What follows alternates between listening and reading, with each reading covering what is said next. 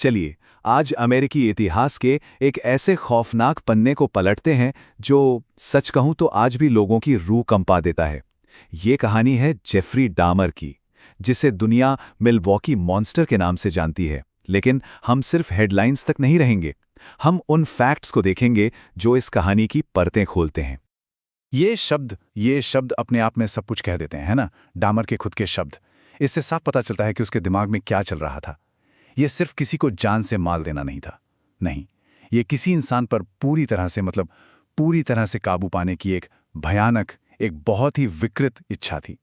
तो इस कहानी को समझने के लिए हम शुरुआत करेंगे इसके अंत से। जी हां, उस एक नाटकीय घटना से जिसने डामर के आतंक के पूरे साम्राज्य का पर्दाफाश कर दिया।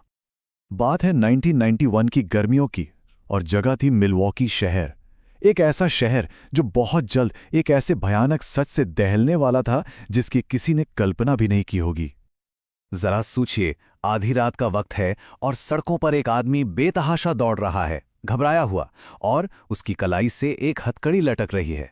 बस यही एक नज़ारा इस बात का सबूत था कि वो किसी बहुत ही भयानक जगह से अपनी जान बचाकर भागा है, और यही अधिकारियों के लिए पहला सुराग था। उस आदमी का नाम था ट्रेसी एडवर्ड्स, और उसी की हिम्मत थी कि उसने पुलिस को रोका और उन्हें सीधा जेफरी डामर के दरवाजे तक पहुंचा दिया, उस अपार्टमेंट तक जहां न जाने कितने खौफनाक राज दफन थे। और बस यहीं से वो सवाल खड़ा होता है जिसने पूरी दुनिया को हिलाकर रख दिया था। आखिर उस बंद दरवाजे के पीछे, अपार्टमेंट 213 के अंदर ऐसा क्या था? चलिए पता लगाते हैं। ये सवाल दिमाग में आता ही है कि आखिर कोई इंसान, एक हंसता खेलता बच्चा, इतना खतरनाक अपराधी कैसे बन सकता है? इस गुत्थी को सुलझाने के लिए हमें डामर के शुरुआती जीवन में झांकना होगा। देखिए, बचपन में एक सर्जरी हुई और उसके बाद डामर का स्वभाव पूरी तरह बदलने लगा। वो सबसे कटने लगा, अलग थलग रहने लगा। फिर जब वो थोड़ा बड़ा हुआ तो माता पिता का तलाक हो गया, उसे शराब की लत लग गई। मतलब एक के बाद एक ये सारी घटनाएं उसे अकेलेपन और एक ऐसे अंधेरे की तरफ धकेलती चली गईं जिसने उसका रास्ता हमेशा के लिए बदल दिया। और वो बदला हुआ रास्ता वो उसे सीधे अपनी पहली हत्या तक ले गया। सोचे, हाई स्कूल खत्म होते ही 1978 में, तब वो सिर्फ 18 साल का था।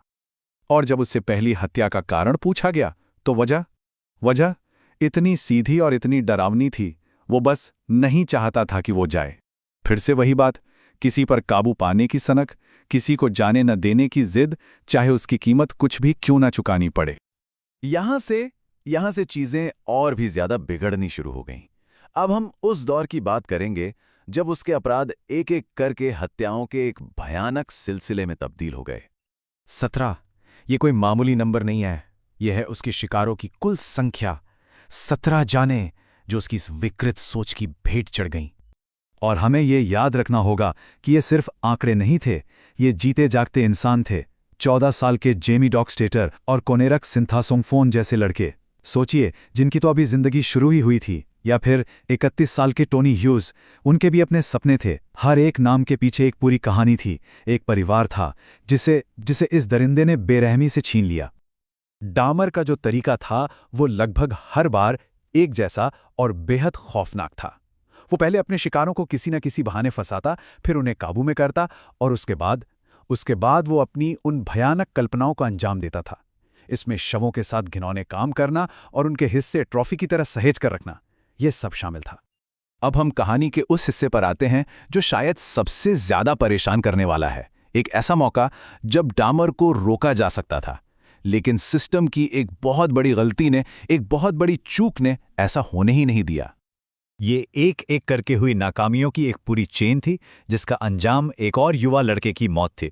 देखिए हुआ क्या, चश्मदीदों ने पुलिस को बार बार चेतावनी दी, लेकिन उनकी बात को अनसुना कर दिया गया, और 14 साल के कोनेरक सिंथासोफोन को उसे वापस उसी जल्लाद के हवाले कर दिया गया जिससे वो अपनी जान बचाकर भागा था। यकीन करना मुश्किल है, पर यही हुआ था। और फिर आया हिसाब का दिन। चलिए अब हम इस कहानी के अंतिम पड़ाव की ओर बढ़ते हैं, उसके अपराधों का खुलासा, कानूनी कार्रवाई और आखिर में उसका अंजाम। तो ट्रेसी एडवर्ड्स के भागने के बाद जब पुलिस अपार्टमेंट 213 के अंदर दाखिल हुई तो उन्हें जो नज़ारा देखा वो किसी के भी बुरे से बुरे सपने से भी कहीं ज्यादा भयानक था। वो कोई घर नहीं था, वो एक कसाई खाना था जहां इंसानी शरीर के हिस्सों को ट्रॉफी की तरह सजाकर रखा गया था। सबूत इतने पुख्ता थे कि बचने का कोई सवाल ही नहीं था। ज्यूरी ने उसे दोषी पाया और सजा ऐसी सुनाई गई जिससे यह तय हो गया कि वो अपनी बाकी जिंदगी सलाखों के पीछे ही गुजारेगा, कभी बाहर नहीं आएगा। अदालत में जब उसे अपना आखिरी बयान देने का मौका मिला तो उसने कोई पछतावा नहीं दिखाया। लेकिन हाँ, उसने ये जरूर माना कि वो बीमार है। ये एक बहुत ही ठंडा, परेशान करने वाला पल था। मतलब वो खुद को एक ऐसी ताकत के तौर पर देख रहा था जिसे रोका जाना जरूरी था। और आखिर में डामर का अंत भी उतना ही हिंसक हुआ जितना कि उसका पूरा जीवन था। जेल में सजा शुरू होने के महज 2 साल बाद ही एक दूसरे कैदी ने उसकी हत्या कर दी, और बस इसी के साथ मिल्वॉकी मॉन्स्टर का ये खौफनाक अध्याय हमेशा के लिए बंद हो गया। तो इस पूरी कहानी में हमने क्या देखा?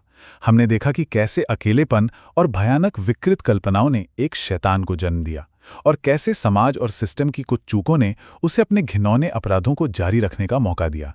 डॉमर की कहानी सिर्फ एक इंसान की बुराई की कहानी नहीं है, ये उस सिस्टम की नाकामी पर भी बहुत बड़े सवाल खड़े करती है। और अंत में ये हमें बस एक ही सवाल के साथ छोड़ जाती है: क्या इन अपराधों को, इन हत्याओं को पहले रोका जा सकता था?